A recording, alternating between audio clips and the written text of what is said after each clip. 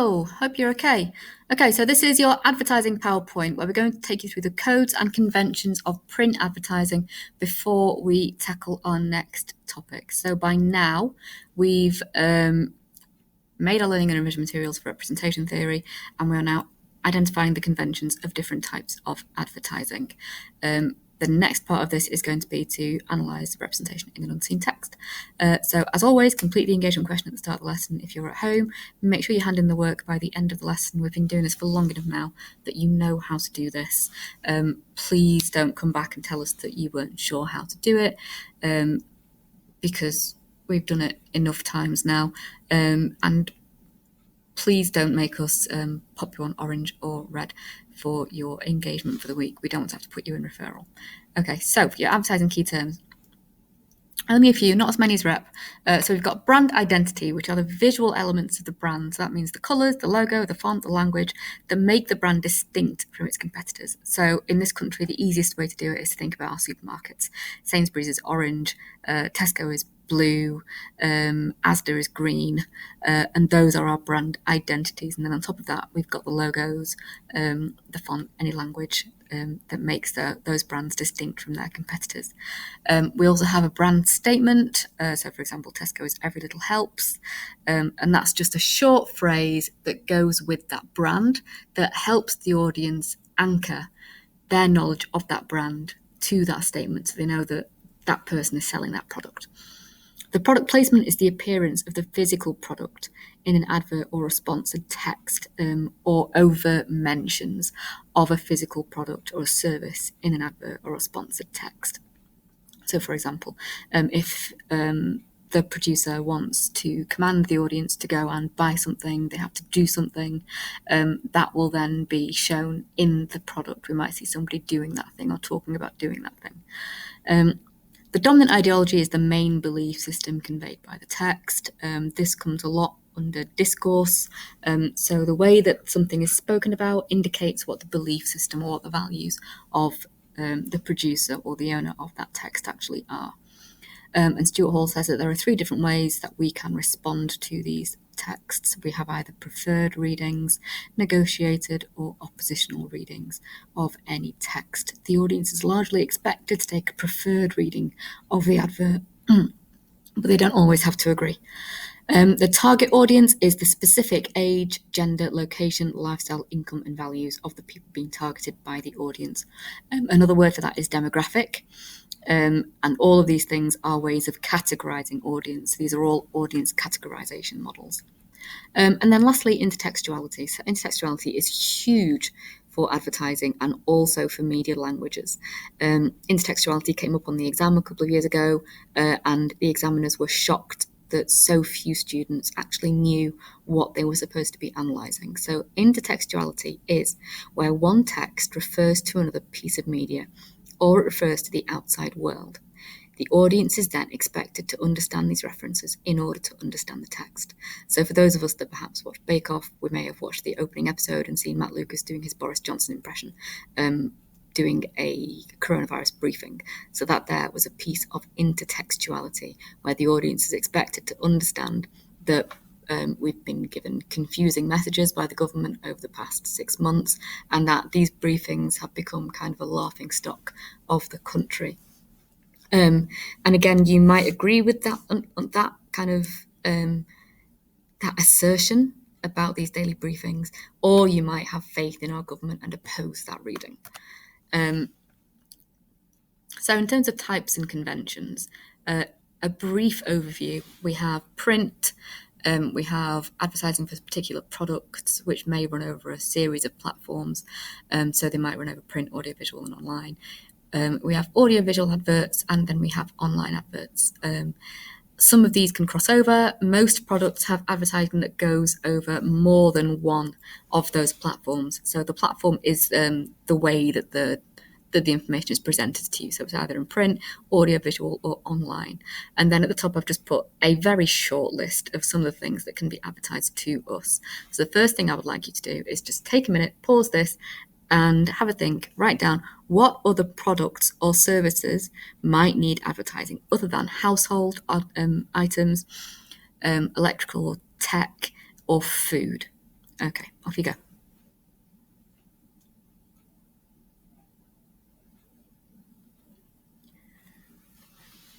Okay, and once you've done that, I would like you to have a think and write down what might be advertised in these print publications. So, looking at how adverts are targeted at specific audiences, I want you to imagine a magazine aimed at middle class women aged 40 plus, so probably about the age of your parents.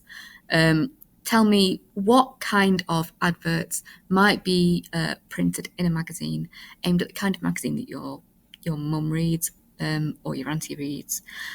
Tell me what kind of products would be in a magazine aimed at girls aged 13 to 18. So maybe it's going to be a K-pop magazine, maybe it's going to be animals, maybe it's going to be Disney, maybe it's going to be something like Teen Vogue, or Cosmo, or any other kind of teen magazine. What are we expecting to see advertised in a newspaper aimed at retired middle class males who are perhaps a little bit more conservative than perhaps younger middle class males who might kind of swing more towards the left in terms of their political beliefs? And lastly, what might we see advertised in a free magazine that came from a supermarket? So, for example, Asda. What might we see in a magazine that was being kind of given away for that particular supermarket? Okay, have a think. I want at least 3 things for each of those 4 bullet points. So I'm looking for 12 bullet points for you. I'll give you 5 minutes. So pause this, take 5 minutes, come back, off you go.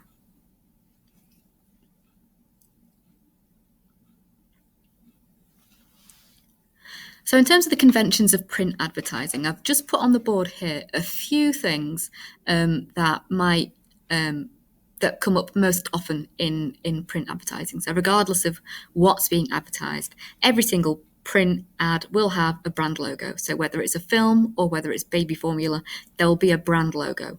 There also may be product placement or a demonstration of the service. So if it's sofas, we might see somebody sitting on the sofa.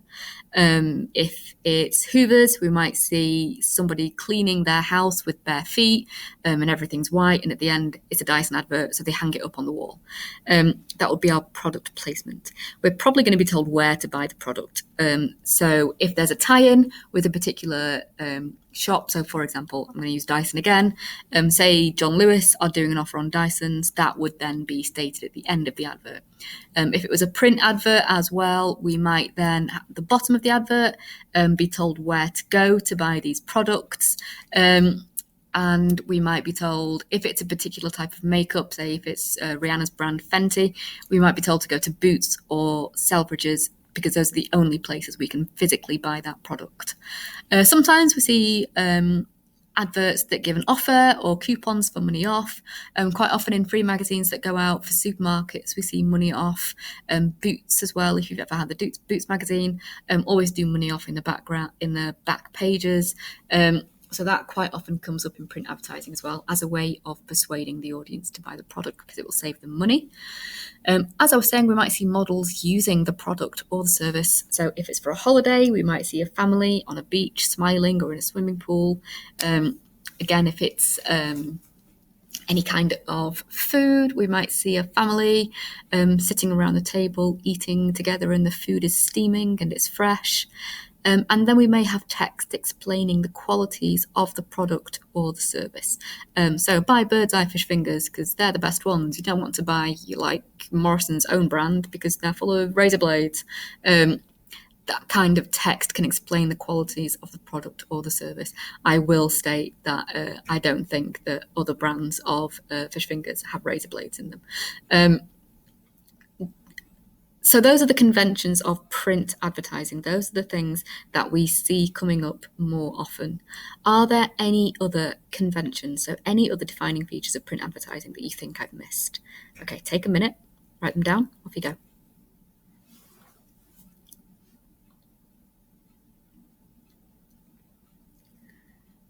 So in terms of analysing print adverts, I've got here a set of 5 adverts and I've given you a series of media language questions and a series of representation questions. So now we've done our media language theory and our rep theory, we should now be able to analyse a series of unseen texts confidently.